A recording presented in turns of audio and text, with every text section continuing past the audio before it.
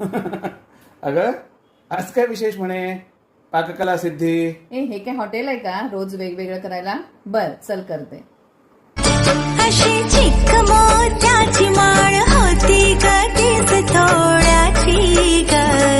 चिक मोत्याची माळ होती ग तीच थोड्याची ग. जसा गणपतीचा गोंडा चौरंगी लाल बावटा ग. गणपतीचा गोंडा